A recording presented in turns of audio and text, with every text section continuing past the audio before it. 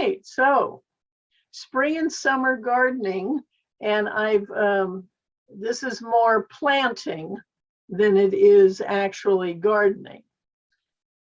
So this is my garden, and this is my nasturtium ocean, shall we say. It goes all the way up from where I'm taking the photograph here, all the way up, and it has a good 2 feet tall, encompassing the roses and the hollyhocks and the bachelor buttons and all that good stuff. And all that comes up year after year in the late winter, through now and through the month. And it's once it starts getting hot again that it will, all the nasturtiums will die back. But you leave them in place, let them be like a mulch that dries in place, and that will serve as helping to keep the moisture in the soil, and kind of blocking the direct sun so it does not bake the soil underneath. And as all the nutrition from all the greenery finally dissolves into the soil, then it's going to be feeding the soil. So my mantra is eat your yard. A friend of mine had created this mural, so to speak, actually using the fruits of her garden. So we're starting with the vegetables, and everything is in alphabetical order just so that you'll be able to keep track of it a little better. So all of these basils, basil comes, I think when we had seeds in the Master Gardener program donated to us, there must have been like 20 kinds of basils. So it really is a culinary delight, because you can test, grow each of the basils that you do find available, and then you decide whether you like them to eat raw or cooked, what the culinary use will be best for you, or if you just like seeing the color and the blossoms in your garden, more of an ornamental use. So it's kind of any way you want to go. These are yard-long beans, and this is beyond the time when this is when they've completely matured, and they're about 18 inches long.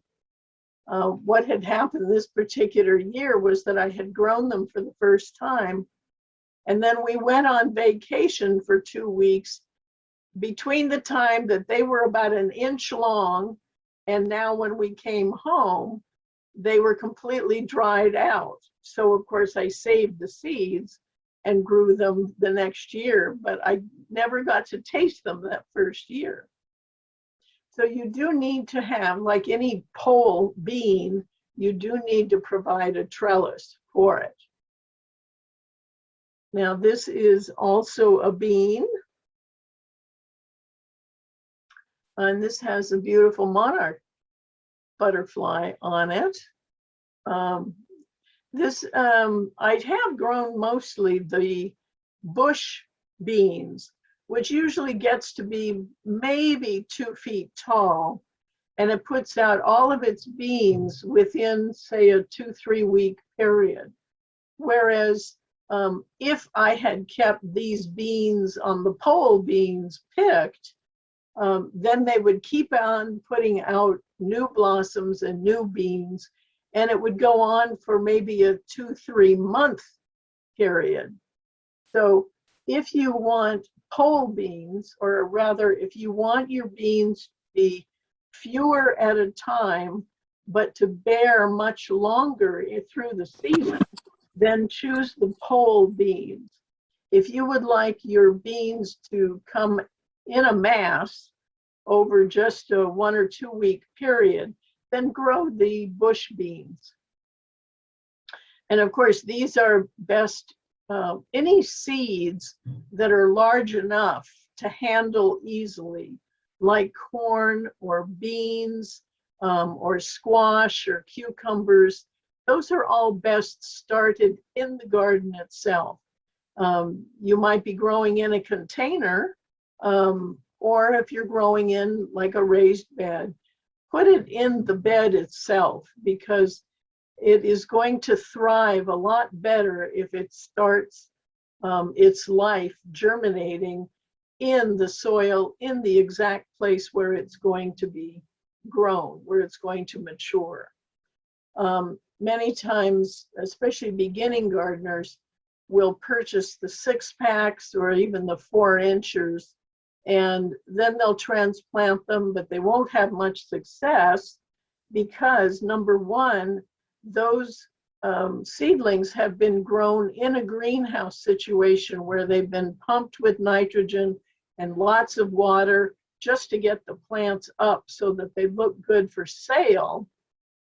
However, they then have to translate everything into growing in your garden, which certainly is not going to be as full of nutrition and water and all that good stuff as if they had started in your garden directly.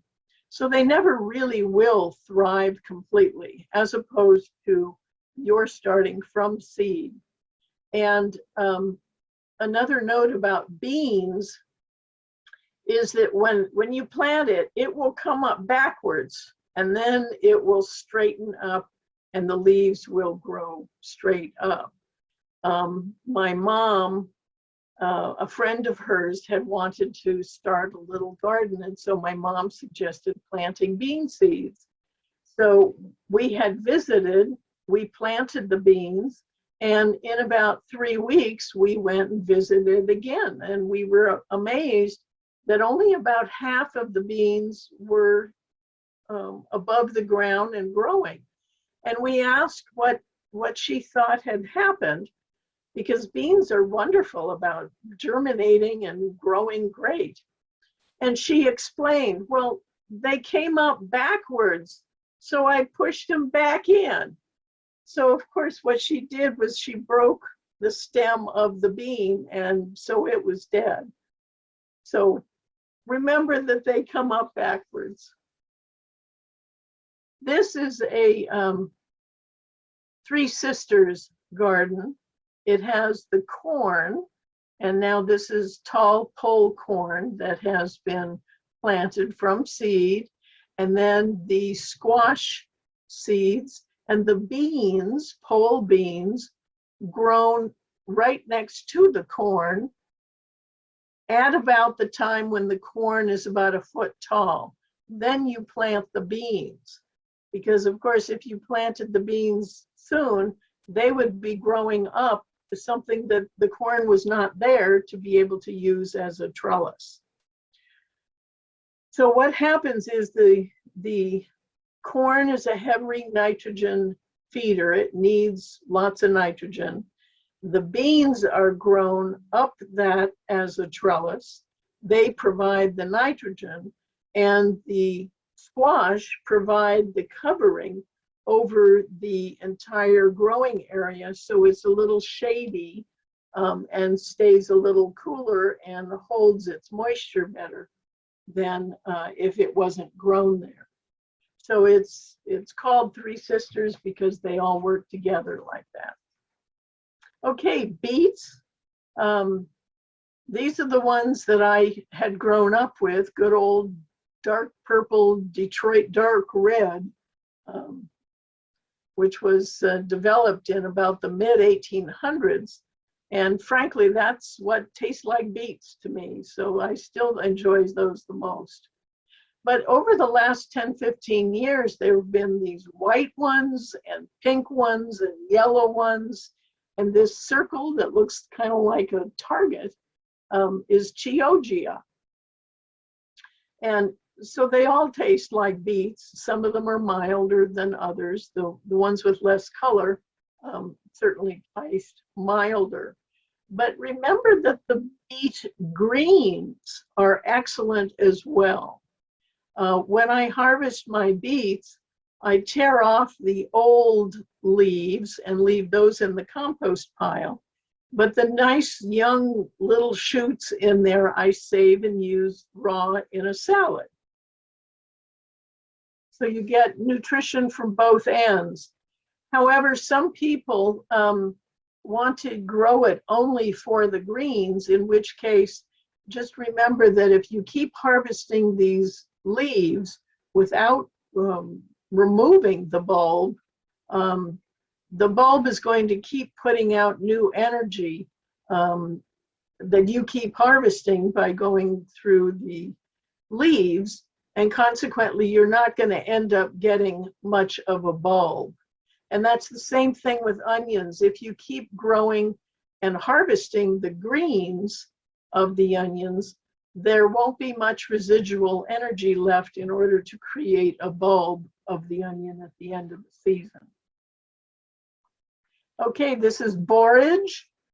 And these little blue flowers supposedly were amongst the first flowers that were sugared, you know, in the Middle Ages when sugar was extremely expensive. Only the kings and queens could afford sugar, and they would candy these blossoms and put them on cakes. If you do eat one of these blossoms now, it tastes kind of cucumbery. So it's a fun thing to choose. And I had put the borage plant in the middle of my strawberry patch because the blossoms do attract bees, and consequently, I wanted them to pull the bees in so then they would pollinate my strawberries. Okay, here is a plan of a layout in a garden bed, a raised bed. Here is Bok Choy that I have in the front row because I harvest just the outer leaves and leave the little tiny ones at the center to continue growing. So I can get a good 9 months of eating off of these 6 or 8 plants. Also, lettuce can be put up front like that because this is my pathway.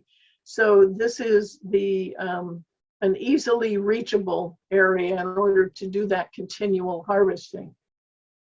Then I have these cages and I have my peas growing those. And here there's some that are more developed.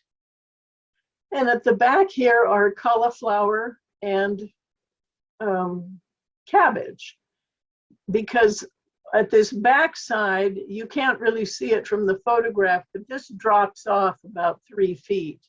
So I want to go back here only once when I want to harvest each one of those big heads, because cauliflower and cabbage, of course, are a single crop. They get huge, might be 3 feet across by the time all the foliage is on there.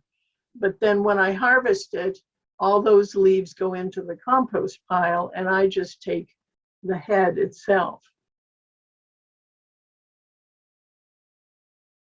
So here's another cross between a broccoli and a cauliflower. It's called the braca flower. And this variety is called Romanesco. And I just love it because of this geometric pattern swirl all the way through. And it is a milder flavor of, because it's a cross between the broccoli and the cauliflower. So the broccoli flavor is much more mild and sweet because of the cauliflower that it was crossed with. Carrots. Most of us grew up with just orange carrots, but over the last 15, 20 years, there's been a lot of attention made to getting some of the original genetics of carrots that were originally this purple color. And so the story goes, the Dutch spent a lot of time breeding, interbreeding, and they were the ones that preferred the orange color. So that's the ones that they bred, that certainly I, as a kid, grew up with only the orange carrots. And I find there are different flavors in the same way that the beets are slightly differently flavored. So do try a taste test of them. Celery. Now, celery is best started as a little seedling, a little tiny plant, because it takes quite a while to, they're not so easily germinated, and they come up, so it's good. Certainly I get my seedlings each year from the plants that had grown and that have sown their seed, and then they come up. They germinate when the time and the moisture and the sun is all perfect for them. That's when they automatically come up in my garden. If you've never grown celery and you are a cook, you enjoy making soups and stews and all those combination kinds of things, you really should try to grow the celery, because the part that you see right here, the stalks, you know from purchasing it in the market that those really cut off, maybe 18 inches, but it's got another 18 inches of all this wonderful foliage.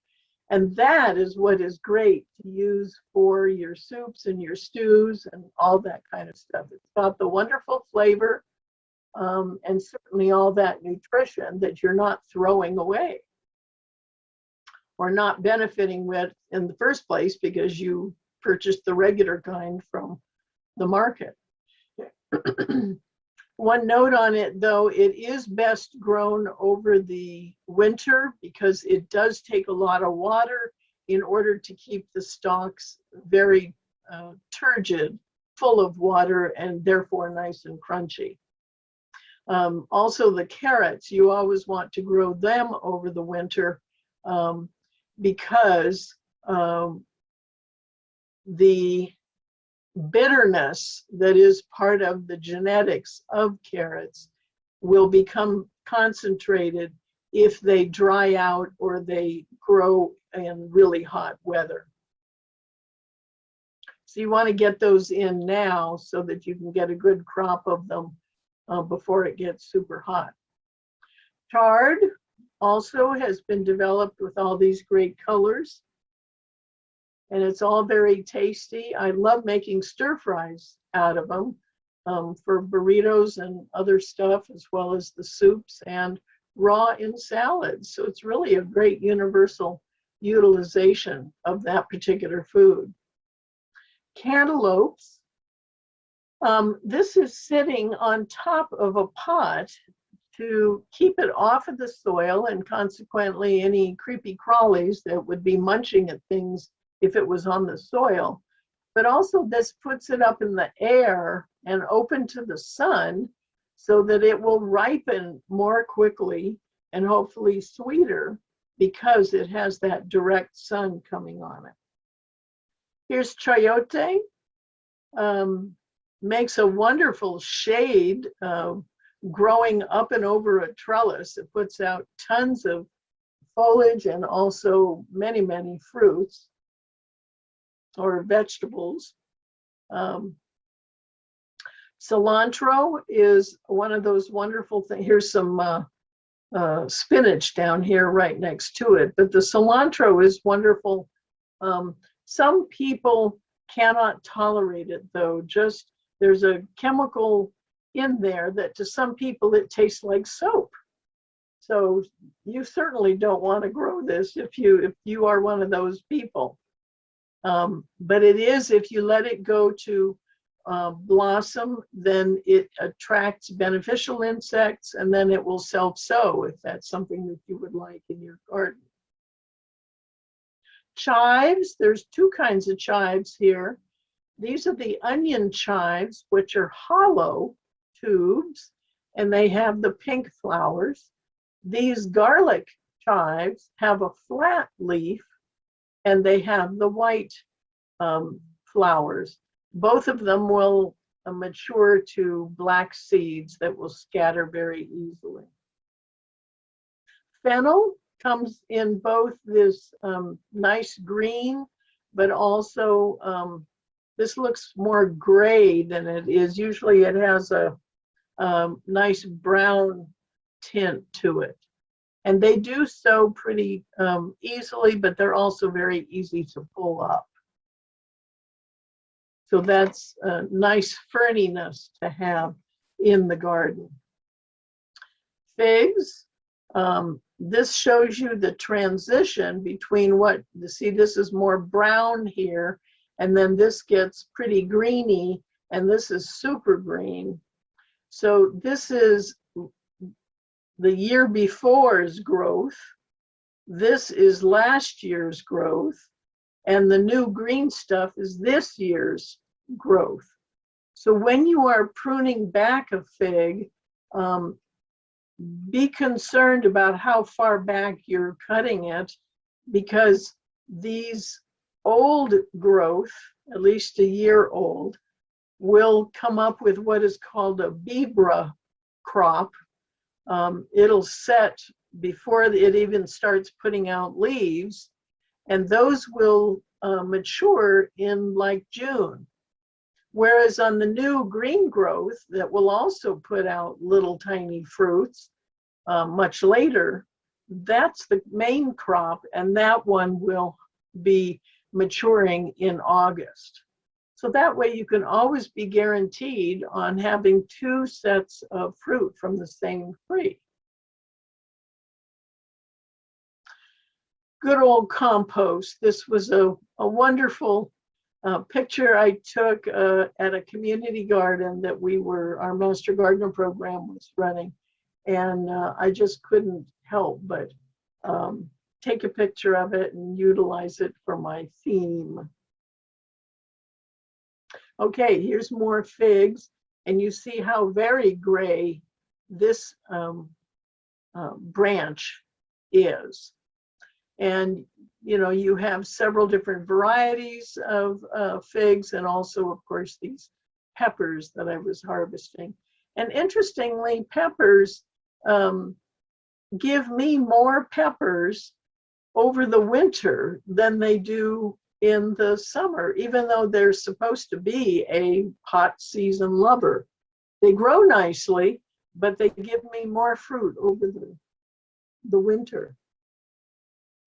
This is the blossoms of, and this is the fruit of the feijoa, which is, the common name is pineapple guava. But if you know someone or are someone from more tropical homeland, the name of guava is going to look completely different.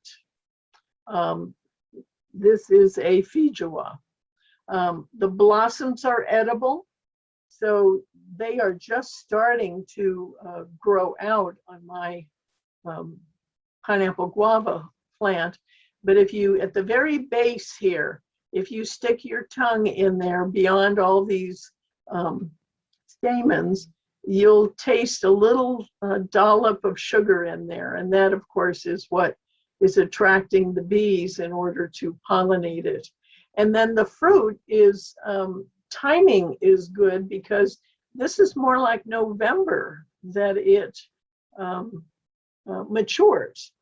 So it's like there's nothing else happening in November of a fruit, except for maybe some very late apples. And so this is a great plant to have in order to get fruit at that time of year. Garlic.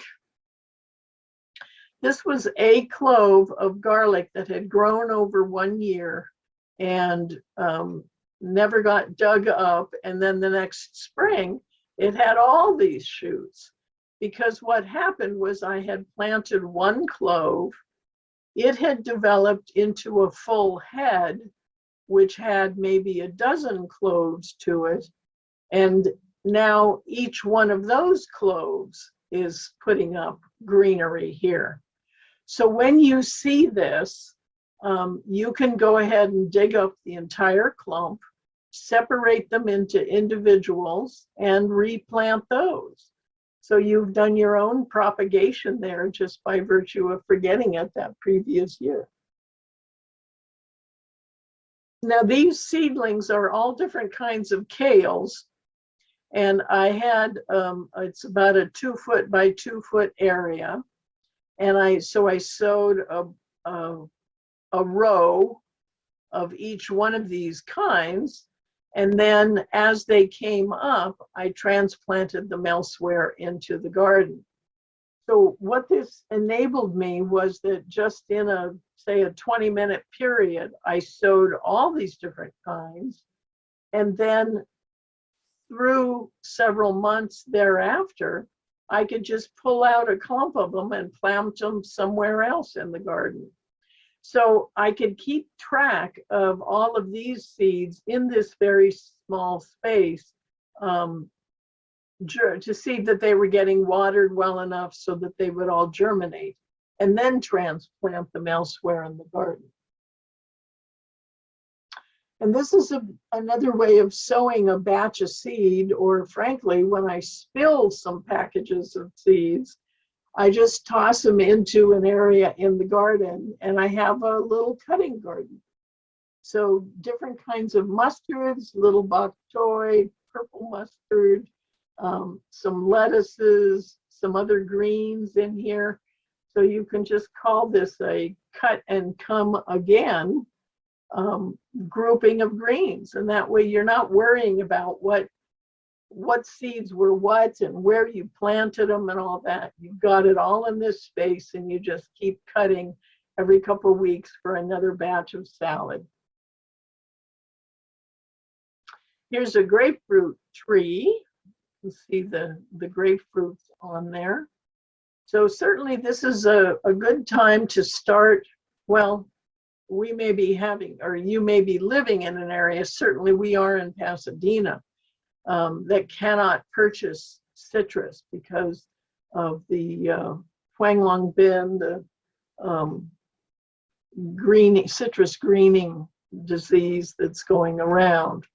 So if you're not in a restricted area, then you certainly could go ahead and put citrus in.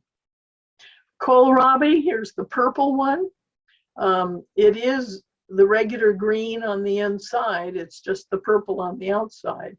And again, the greens are very edible. You may want to just stay with the more tender inside ones rather than these older, tougher ones on the outside. This is not my garden. This was a photo I did get online somewhere, but I thought it was so beautiful, all these different lettuces and these swirls, so that it made a wonderful design. Here's another one of my beds that has the lettuce right next to the pathway. Here's a leek going up, and again, more of the peas going up the trellis.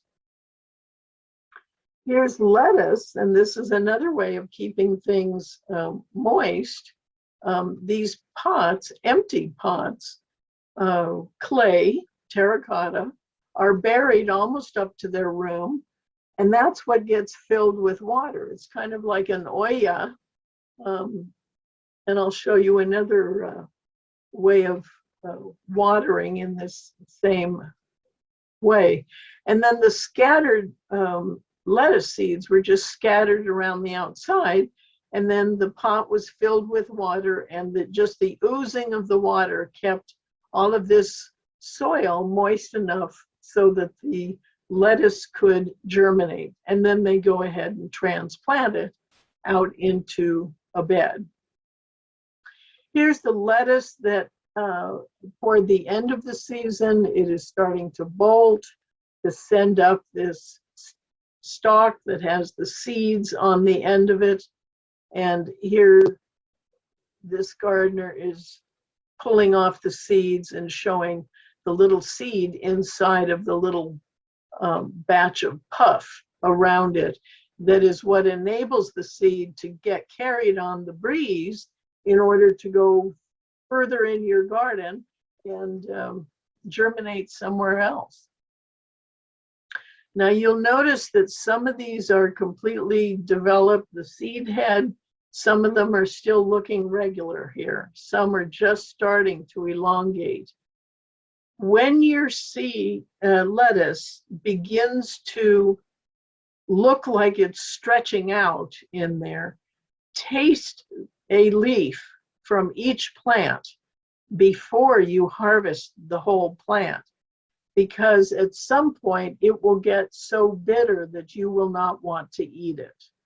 Now, some of us enjoy bitter more than others, so everybody's garden and everybody's choices of the lettuce will be different. But certainly at that point, you decide, well, I'll pull up the whole thing and I'll throw it in the compost pile, or I'll let it go to seed so that I can save the seed. And what you do at that point is that you put a paper bag around the seed head, and I stress it has to be a paper bag. If you try to use plastic, it'll keep the moisture in and it'll just rot.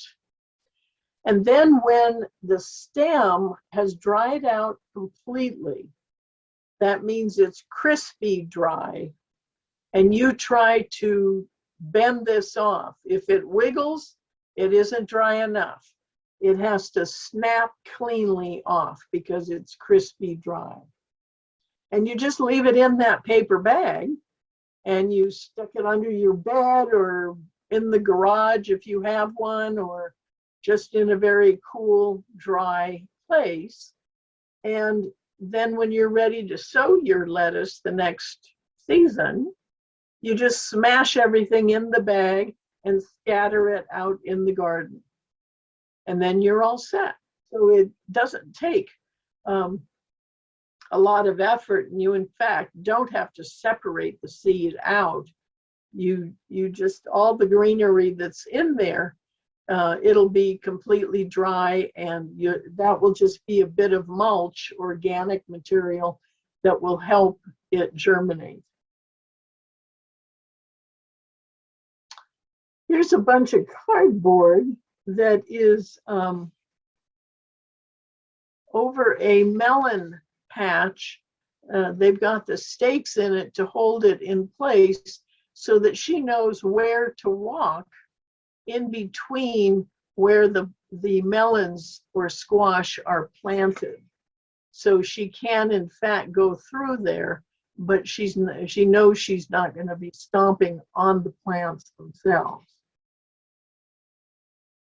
Here's a great nasturtiums growing up through my bench. Onions, in the fall, generally there are these bags of these little onions that are probably the size of a dime, that you can purchase different varieties and plant them. If there are any of these now, they probably have been sitting out all winter, so you don't want them because they will immediately bolt. They'll go to seed because they've been kept too warm. But this was an example of the main different varieties so that you could choose. But now, go ahead and get the seed. This is a walking onion. When it's ready to set its seed, it creates the seed head, but on this long stem to it that it literally bends out over different areas so that it can drop its seed away from the mother plant and literally spread its way out. I thought this was so cute. This is the seed head, and he's got his little Peter Pan hat on.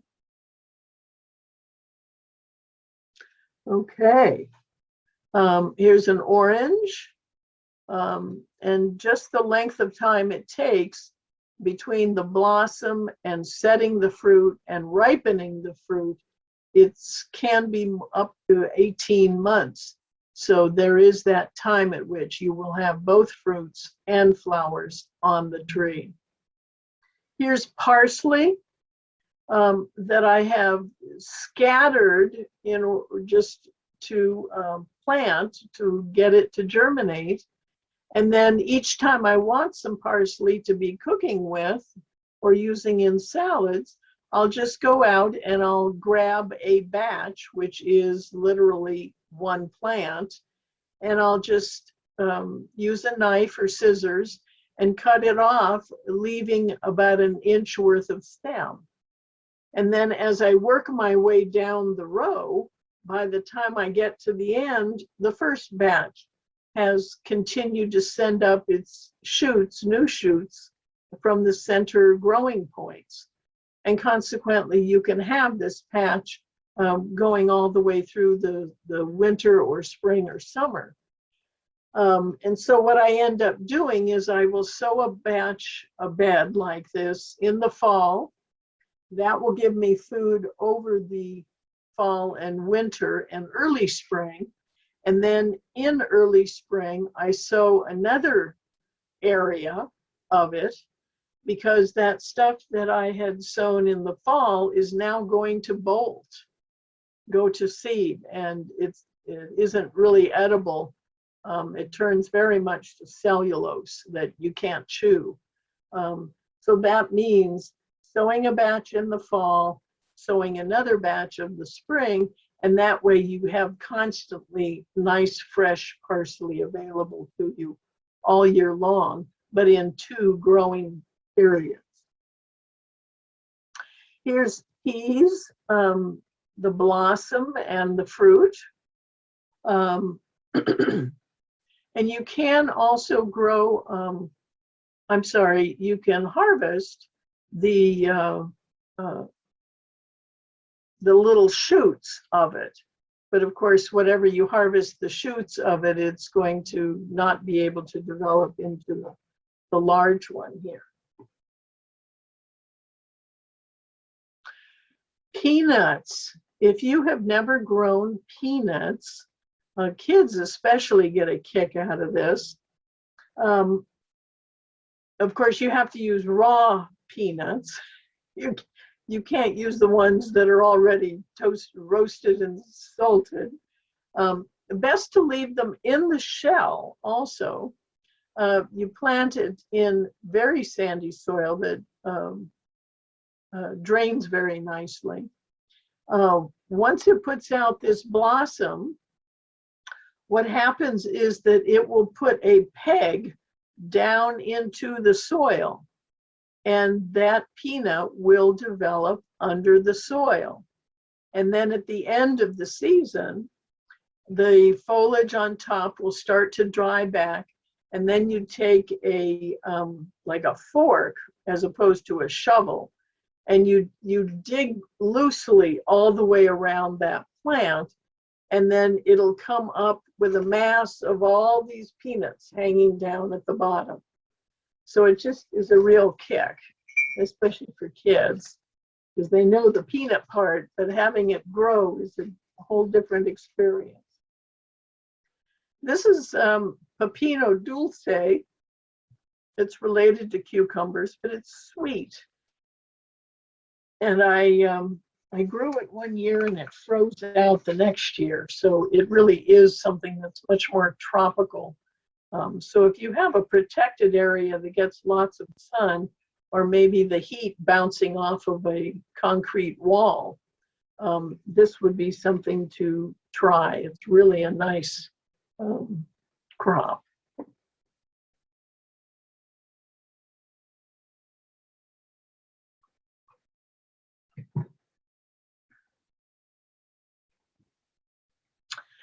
This is a pepper. It's a sweet pepper. It's called a pimento pepper. And it is this nice heart shape. It has very thick walls if you water it very well. But just genetically, it has that propensity toward thick walls. So it's a good choice to make. And we enjoy having the peppers very, very ripe, turn red. And so those are particularly ones that I like to grow. And chili peppers are the same thing. It's just great peppers. You get lots of fruit off of it. Now, it is peppers and eggplant and potatoes. You'll notice that the blossom is all very similar. That's because they are grouped together in the same family. And consequently, when you rotate crops each year, you want to avoid planting any of those kinds in the same or other spots. You really want to move them as best you can completely out of the area for two reasons. Number one, because they're the same family, they attract the same kinds of pests, and that includes not only little critters, but diseases as well. And the second thing is because they're the same family, they pull up the same kinds of nutrients from the soil. And so even when you put lots of new manure and compost and fertilizer into the soil, it's still pulling out those same kinds of things. So you want to rotate your crops so that it avoids both of those problems potentially. Here's potatoes. You just plant a potato or a piece of a potato that is about 2 inches square and that has several of the little eyes in it. If you have a big potato that you want to cut up, let it callus over overnight or so before you, sorry.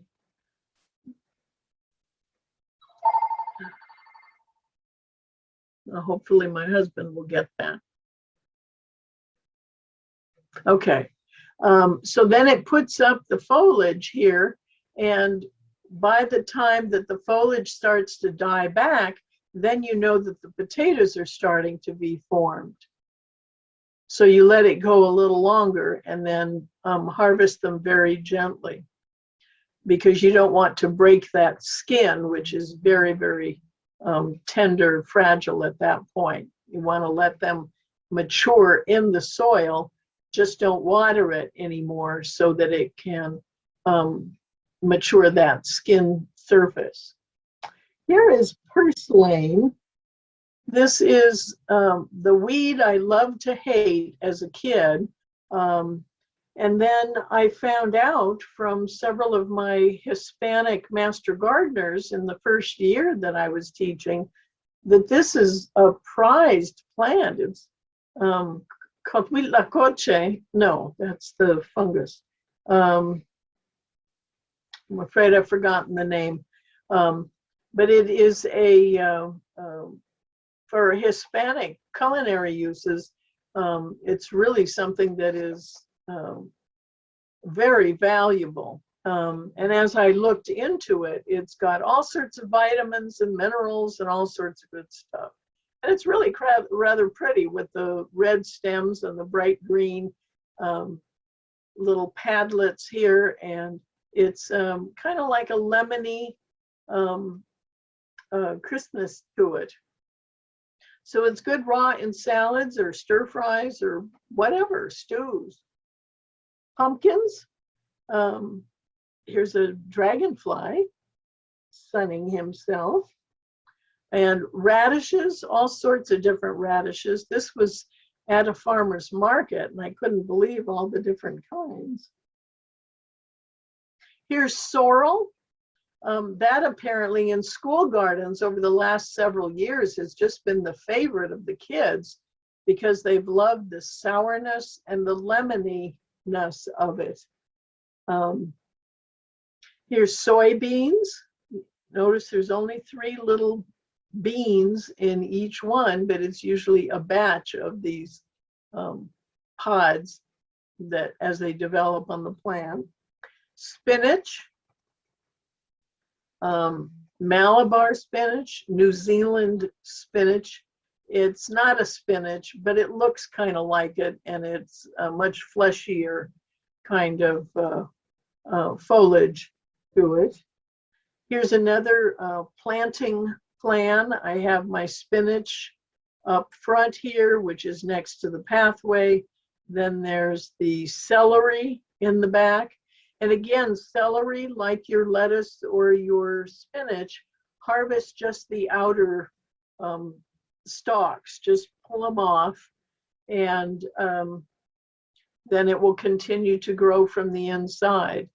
And then the broccoli at the back here. And of course, these wonderful winter squashes. Now, both winter squash and summer squash are grown in the summer. These are called winter squash because they're allowed to mature completely and get a very hard rind on them, so you can't puncture it with your fingernail. And here's even a watermelon in here. And then they can store, and you can save them and eat them all winter long.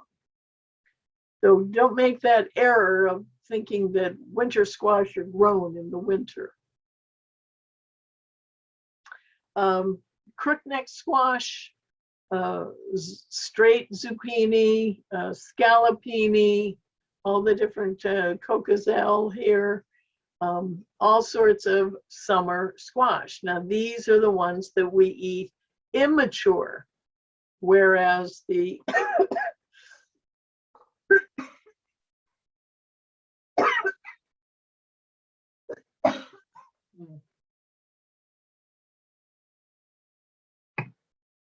winter squash, of course, are very mature. And here we can even eat squash before it's squash. Just the blossoms. Strawberries, sunflowers, tangerines. Now the trunk of this tree is painted white. It's 50% water, 50% cheap latex indoor paint that is either beige or white, just so it's a light color. It's painted on there to reflect the sun during the summer. And the reason you use indoor paint is that outdoor paint is oil-based, and that would literally clog up the pores of the trunk, and you would kill your tree. So, and tomatoes, of course, are the entry vegetable for all of us, I think. This is the one we really started growing, and the reason we started growing gardening in general, just so we could get that great food. So of course there's many varieties of it, so it's all into playing with just all the flavors.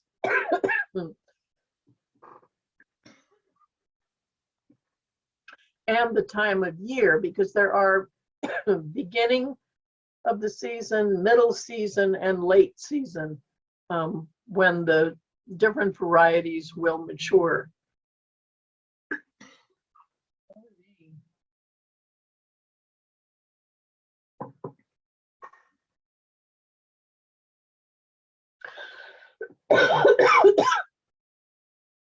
Okay, last thing.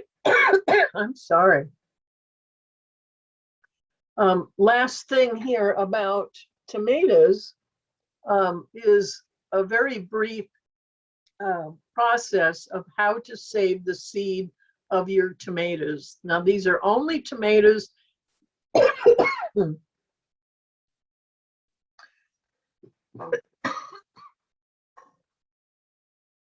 these are only tomatoes that are not hybrid, like Prudence Purple, Pineapple, Cherokee Purple, Black Crim, Green Zebra, because hybrid seeds, they won't come true. They will be some variation of it, whereas open pollinated or heirloom tomatoes are going non-hybrid.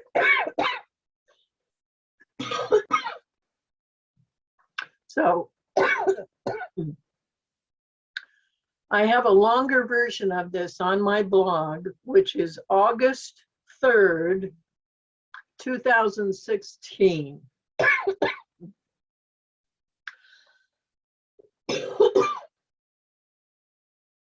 So mush up several tomatoes. This whole thing I have just so you get one slide out of it, but each one of these processes should be done in, it's fermenting the seed, and it needs to be done in either a glass or a stainless, like gallon size bowl, okay? Because you're gonna ferment it. That's what this yucky looking stuff here is. You're gonna ferment it, and the fermentation would eat through plastic or paper or whatever. So use stainless or glass. So you're mushing up the flesh just with your hands or a potato masher or whatever. Don't put it in the blender because then you'll destroy all the seeds. You fill it with water. You put it outside somewhere where you're not going to smell it, because after 2, 3, 4 days, the fermentation will just smell terrible. And so you don't want it anywhere near your window. You'll dump that out. All the real icky stuff will come to the top, and you just scoop that out, put it in the compost pile or in the drain, and then fill it with water again, and do this 2, 3, 4 times until it no longer starts bubbling or anything. That shows that the fermentation process is done and all the viable seed has sunk to the bottom of the container. Anything that floats is not good, so throw that out. Then put it through a colander to drain it. Spread it out on a china or plastic plate, not a paper plate, because as the seed dries, it'll stick to the paper, and then you'll have paper in it. Then put it in a container or in a little envelope, label it, and then you can give that to friends or start it the next year. So again, that's the longer version with all the detail on it is August 3rd, 2016, the blog on my website. Okay, give a man a fish he eats for a day, teach a man to garden, and the whole neighborhood gets tomatoes or squash or the rest of it. Okay, flowers, the beautiful part in the garden. This we will go through much more quickly. This is Achillea, pink and yellow. The rest of this is all Astroemeria, all these different colors.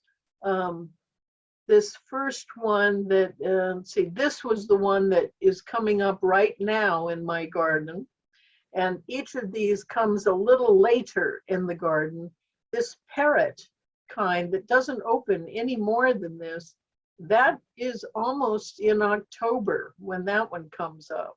So there are what they call florist kinds, which it's only about 1 foot tall. Whereas, see, this one is a good 3 feet tall. So you may need to check when you are enjoying a particular color what the height is, so that you have something that is going to match with what you would like to have in your garden. But this is a, it's like it has a backbone, and then it has these little fingers that hang down, and that is then what multiplies. So you can dig up that clump and separate them and plant them in different places, and then each one of those will proliferate. Bulbs generally are something that I really love and have made more of a point of getting ones that will be blooming at different times in my garden, so that because you don't have to do anything with them. You literally just plant them and water them in, and then that's it. They adapt to your garden and the amount of watering or that you do or don't do. And so it just makes it really, really nice, because they have their own batch of nutrition in the bulb, and they pull that up from the soil. So it's very successful inclusion in your garden. Now here is alyssum. Comes in the purple and the white. It smells like honey, which is really nice, and they do self-sow pretty easily. Here is amaranth, a couple different kinds. Now the small leaves are very nice to use in salads or stir fries or whatever. And then once you see how the little bits of the beige color are coming in here, those are the seeds. So it can self-sow very easily, but also you can pull them up very easily. And these are the amaryllis, several different kinds. Arbutus, flowering maple. This is an arum. This is a crazy thing. This is super early in the spring. I always was sorry that it didn't do its thing in October, because it always looked kind of like it should have been a Halloween-y kind of thing. Here we've got both of the Asclepias. Now with the monarchs, this is the one you want to plant. This is not. You don't want the orange one, because all of them apparently, oh, this is something in this morning's LA Times, and I will later this afternoon, I will put it onto my website under the news tab. The kinds of milkweed that you should plant are the native ones and the ones that die back over the winter, because the problem for the monarchs is that a lot of these that stay evergreen during the year, they end up developing into a toxicity, a problem that stays in the plant, and then the monarchs eat it and then they die. Not a good thing. Here is bachelor button. That's great to start from seed.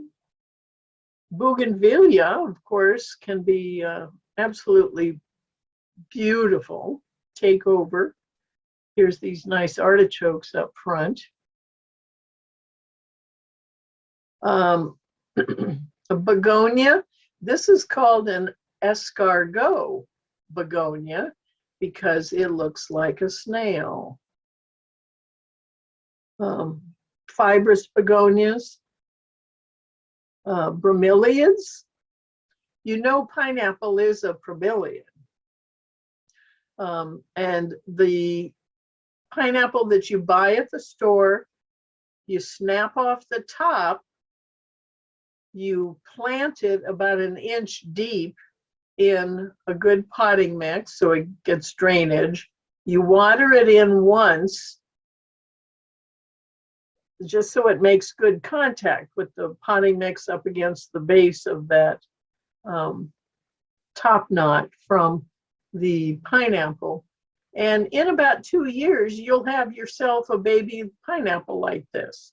So it's great fun to, though long term for a kid, it makes it fun for them to see that food can be grown off of food.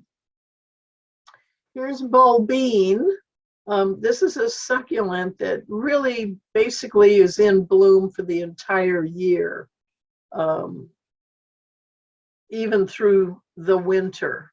But it doesn't make a good cut flower, because what happens is that it's always got a section which is in bloom, what is going to be in bloom, and what is dead from what was bloom. So it looks nice in the garden, but it looks pretty ratty in a vase. But it's a great succulent, and it does not take any water at all. You just tuck some of the base of it under the soil. You water it in once just to make good contact, and that's it. It just adapts to whatever your conditions are in the garden. And frankly, the least amended area, the poorest soil. Calendulas, of course, are great tractors of beneficials. Camellias are doing their thing right now. Cannas. This is Chasmanth, both of these. There's the orange and there's the yellow. And it is great because it's finishing now. There's very little of it left. But January and February is when this is looking great. And the foliage is about 2.5 feet tall, and then the flower spike goes another 1.5 feet up. So it really is very dramatic, and it also does not take any decent soil or water. Here's Coleus, that does take a lot of care and water. It does like filtered light like this, and there's so many different variations of the foliage, so it's really a neat thing. Coreopsis, I've been doing a lot of breeding on that, so many different kinds of formulations. Cosmos, again, many different kinds. There's seashells and doubles and tall ones and short ones. This is Crinum. Here's the blossom stalk, and here's the foliage. The one criticism I have of this is that this looks good now, but in about 2 weeks, there's a lot of these leaves that'll be looking kind of battered. So except when it first comes up in the spring, it looks pretty aged. But it does have these beautiful blossoms that look kind of like Easter lilies, and they come in a variation of the light pink, a darker pink, and the white. Here's Cyclamen. Those are always so attractive, though I can never seem to keep them alive. I think I end up watering too much. Here's a tree dahlia. This thing is about 12 feet tall, and it looks like bamboo along the trunks of it. Each of these flowers are about the size of your hand, and they're that beautiful lilac-y pink. Here's a regular dahlia. Of course, there are many, many formulations of the way the blossom is. Daylilies. This is Dianella. It has little teeny tiny blue flowers with the little yellow on it, and then it turns into this bright blue fruit. So it's really a fun thing. Here's a combination, the Gaillardia, the Shasta daisy, the daylilies, roses. You can have all sorts of neat stuff coming in and amongst itself. This is the Shasta daisy. When I had gone up to Burbank's home and garden in Santa Rosa, I'm lucky, I lucked out with the timing because there were these 4 of about a dozen daisy variations that Burbank had used to cross amongst one another to end up with the Shasta daisy. So it was fun seeing some of the progenitors of what I love is the Shastas. I had used Shastas for my official flower for my husband and my marriage. Echinacea, 2 different echiums. There is one that's called Tower of Jewels that's about 12 feet tall. It's this same shape, but it's about 12 feet tall, and the base of it is about 1.5 feet across. So it's just a monster thing. Epiphyllums, all sorts of different colors. And they all last, I think, about a day. Pitahaya, which is a fruit, a different version of the epiphyllum. The epidendron, these are good for containers, these 3. Here is a euphorbia that is a tree, and this, it grows one length every year. So this is 1, 2, 3, 4 years old. And it's green. Even the blossom parts are green. And here is other euphorbias or crown of thorns. But this is a tree, whereas these are definitely more like bushes. Well, this is like this one. Feverfew looks very much like chamomile or a tiny daisy. And this is Lobelia latifolia because the leaves are like long and pointy, which is what latifolia means. Fortnight lily, here's the actual flower. Sometimes it's just white and yellow. Sometimes it has this darker purple in the center. Each one of these lasts a day. However, on each, you see there are new ones coming up all the time for about a fortnight, 2 weeks. Freesias. Now this one is the species Freesia. It's just barely a little yellowy, creamy color, but it is the most fragrant. So if you ever have the chance of getting this one, absolutely do. These are exquisite for their colors, but the fragrance on these is just wonderful. Definitely something you want to put in a container right underneath your window for spring, to be able to have that fragrance wafting in your window. Okay. The Gaillardia here, California fuchsia, regular, that is the natives, dry times. This, of course, is a regular fuchsia that takes all the moisture and the shade and everything else. Gaillardia, geranium.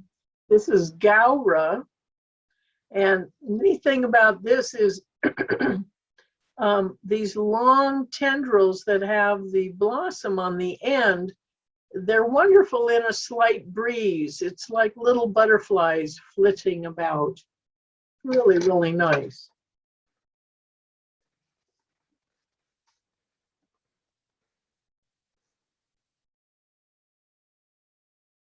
Goldenrod. Now, for people with allergies, they've always thought that goldenrod was the problem, but it's not. It's the ragweed that blossoms at the same time. And this is the pretty one, and the ragweed is not. So nobody paid attention to the ragweed, but that is the villain in this. And goldenrod is just really, really beautiful. Here's the globe amaranth, which is more like a ground cover that I first became aware of at our home up in Davis. It's a solar-oriented community, and so right along the creek bed, they planted this in amongst all the lawn, so that this fed the lawn because it fixes the nitrogen, and of course these beautiful blossoms. But for people who want their lawn mowed, they kept snipping off all the tops. So it definitely is a purposeful planting for fixing nitrogen in the soil. Here's a hyamanthus, which is a fun bulb that it puts up this great blossom, and that dies back, and then the foliage comes out. And it's a strap foliage, doing all the photosynthesis for the rest of the summer. Hollyhocks, Cucura, Iochroma, which interestingly does not have a common name to it, but hummingbirds love it. And I have 3 different colors: this blue purple, a red purple, and a kind of orangey one that I just got. Iris. These are Irish bells. This, of course, the Irish iris is just starting to send up its flower spikes now, but I know there are people who would love to be able to pull up their iris and put them out on the street and have other people benefit from them. So if you can by chance find anybody, now's a great time to go ahead and plant them. And you do want, on the rhizome, you want to plant it only the bottom half. Let the top half of that rhizome be open to the air. So don't put any dirt or mulch or anything else on it. It really does want to creep along the ground. And you'll see that there's the foliage, that's the direction it's going to grow.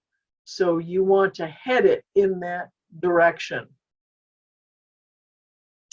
Irish bells, this is a flower that is green, and the actual flower is this little white nub right in the center.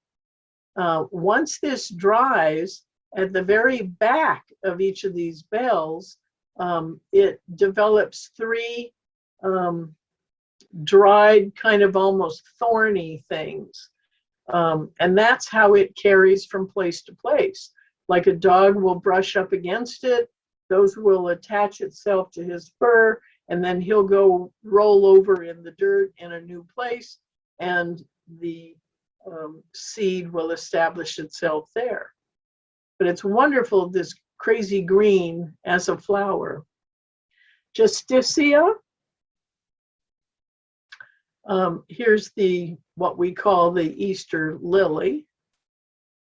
Again, not my photograph. Lots of lavenders in a beautiful swirl. This is another fun one for kids because it's Leonitis leonurus is the botanic name, and it's called lion's tail or lion's mane, because this is kind of like a mane going around. And there are very beigey versions. I prefer this brilliant orange one, but you really do want to choose this when it's in color, kind of like choosing your fall color of a tree.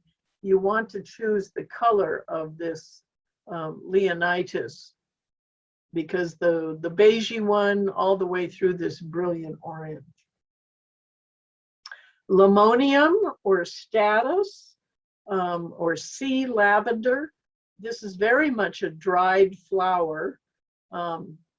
it's dried just when it's growing, it seems like, but the little tiny white dot in the center is the actual flower.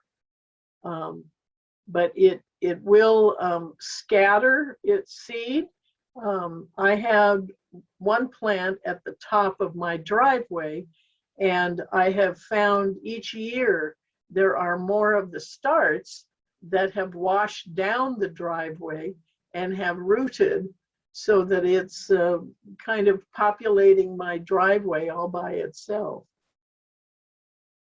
Here's Lewisia, which is a very delicate little blossom to it, and definitely does not take a lot of water. Here's more of that Lobelia latifolia. Here is Melianthus, this exquisite maroon flower stalk to it, which is about 2.5 feet, and the foliage is quite nice as well. This is the plant next to it, though. This is the Salvia canariensis. This has foliage that's like a heavily cut, looks like a kind of like a hand, a green hand.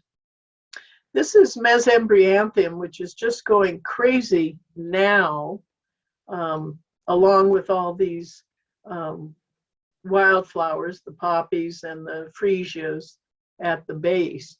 But the bees are just loving all this. You go to take a photograph and you find that the whole scene is kind of shimmering because all these bees are flying around getting the pollen from the little tiny flowers. And these are all different chrysanthemums. Many colors and shapes and sizes. So that's always fun, especially in the fall, is when you can, are mostly for sale, but they're definitely good for planting now as well. Or for splitting those groups that you did have planting. Here's that great nasturtium again. I had it in the edible section because both the flowers and the leaves are edible. They're both kind of peppery. Even if you don't like spicy, hot things, these are a very delicate amount of spiciness to it. But of course, anytime you're eating edible plants, always make sure that you have, or they have been grown using organic methods. So there's no pesticides or herbicides or any of that nasty stuff around them. Here's another nasturtium. And nasturtiums, if it matters to you, make a point of looking at the seed packet, because some of them are called clumping and some are called running. Now this is a clumping one. It just makes a little mound or mounding, whereas many of these in here are the ones that it could be 10 feet away. The thing just keeps on going.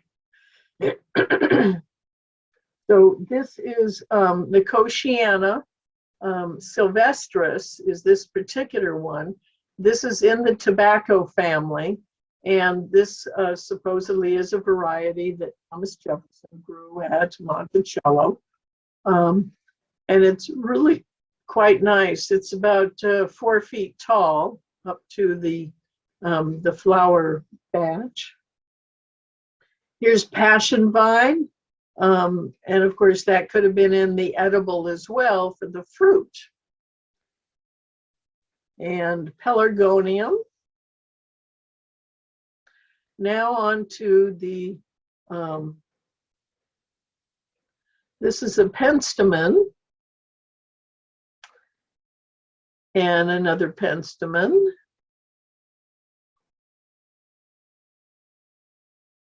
And these two are pentas. So these all grow about a couple years. They're short-lived perennials. Poppies. This is not my garden, however, it is my photograph. This was up in Antelope Valley several years ago, in a hole on the west side, west entrance, whatever that road is that goes west from the Antelope Valley Preserve. There's a whole field that must be several acres that is all in the poppies, and it was just exquisite. Now, these are all bread seed poppies, otherwise known as opium poppies. You see the top, the seed head here. And when you want to save the seed for these poppies, again, you have to let it dry absolutely crispy dry, because you want all the moisture to be out of there. And what I do, it generally takes about 6 weeks. So anytime you're going to be keeping the seed from something, harvesting the seed, you want, and especially if you're in a community garden, you want to put up a sign, or school garden, put up a sign that the public can see from the sidewalk saying, we're saving these poppy seeds, so that they don't think, you know, non-gardeners passing a garden that has a lot of dead stuff like this, they complain to their local Congress people or government people and say, those people at that garden aren't cleaning up their mess. So it's a good idea to put a sign out that says, we're saving the seed. So what you can do, again, you want to wait until you snap this off, absolutely snaps off, no wiggle worth left. And it's good because it's like a little salt shaker right underneath this top knot here. There's a whole row of little holes. So you want to put a bucket underneath like this and bend this into it and snap it off. Otherwise, all the seeds going to just go scatter all over everywhere. Okay, salvia here. This is the salvia that was behind the Leonitis leonoris in the photograph. It's green on the top, but it's white like cotton underneath and on each of the stems. And then the blossoms, when they come up, are this wonderful mauve color. This is Costa Rica, this blue salvia, and this is lutea, also brown flower. This is Scilla, a bulb. Sedum, shrimp plant, looks like little shrimps. Another plant that looks like a snail. This is called Caracalla. Snapdragon, stock. This is the species stock. It's very highly fragrant. It is only single blossoms, but it will scatter all over everywhere. It's beautiful. Sunflowers, succulents, matching with their containers, sweet peas, Tithonia, or also is called Mexican sunflower.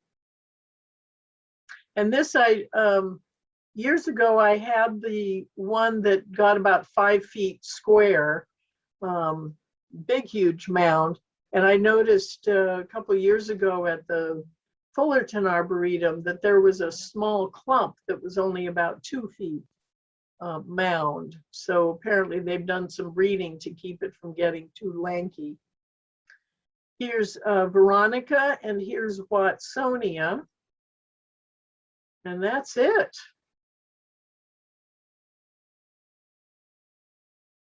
So here's more of the Lobelia latifolia, the nasturtium. Here's the salvia.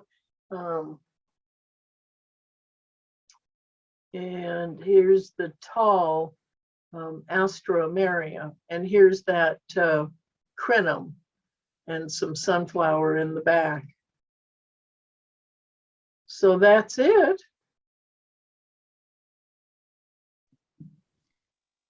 Great. Thank you, Yvonne. Just a couple questions here. One is from Teague. What is your primary mechanism for pest control? I haven't ever been able to grow bok choy because something comes and eats them down in the night. Same with spinach. They have also eaten the carrot tops so that they have never grown. The bok choy is any of the brassicas. They're great for growing over the winter, you know, the fall and winter. But I must admit, several times I have to replant them.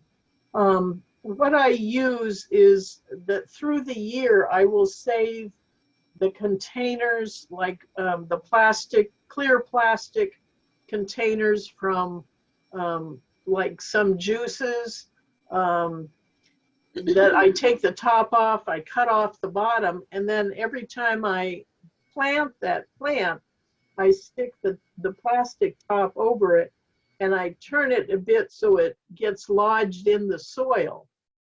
And that keeps many of those critters out. But even so, sometimes I have to replant.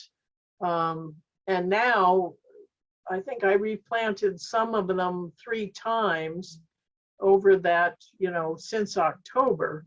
And now this last batch is bolting again. You know, it's putting up its seed stock. But the neat thing about it is that those the leaves are still very tender. So until it gets really hot, even with the seed stalk in there, it's still very harvestable. So it may just be a repetition issue, you know, in having kept the critters literally away. You know, it's called physical deterrent, because you put a cage around the plant. Great, thank you. And our next question is from Kurwa. Can you grow iris in a pot?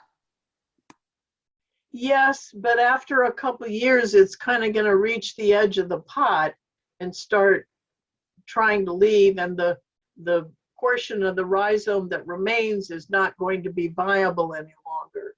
So you could put it in a very broad pot that is not particularly deep, because it can dry out just fine. The iris is not going to have a problem with that. But at some point, it's, I mean, the bearded iris, any of the ones that are on that rhizome that are going to be moving forward, it just, it's not going to visually look very pleasant, because you'll have to start at one end so that it gives it several years to move to the other end of the pot. So it's never going to look centered in the pot. And our next question is from Bernice. Can lettuces be grown in shade to prevent bolting? No, it isn't the amount of sun, it's the temperature that makes the hormones shift over to become bolting and going to seed. Any of the foliage plants that you are growing to eat just the foliage, like lettuce or parsley or cilantro or any of those, you do need at least 6 hours of sun every day. Otherwise, it's going to be pretty lanky and reaching toward the sun, and you're just not going to get much food value off of it. The one way to, if you like once a month, just sow a few more seeds of the lettuce, then it will germinate and grow in that time that is a little warmer than the stuff before it. And when the stuff before it bolts, that stuff, the newly seeded stuff, won't react to the heat so much, because that's what they grew up in. You see what I'm saying? That the first batch that was sown when it was cooler, when it gets warm, it's going to bolt.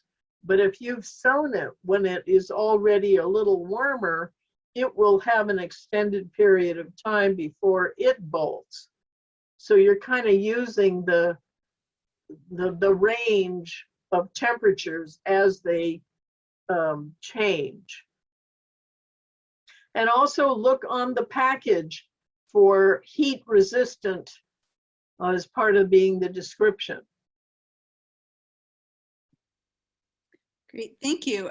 I don't see any other questions in the chat. So I think we're all set here. Yvonne, thank you so much for your presentation. It was wonderful. We look forward to having you back in a couple months. And thank you everyone for attending today. Thanks so much. And do email me at gardeninginla@gmail.com if you want me to add you to the mailing list or you have a gardening question. Thanks much. Bye for now.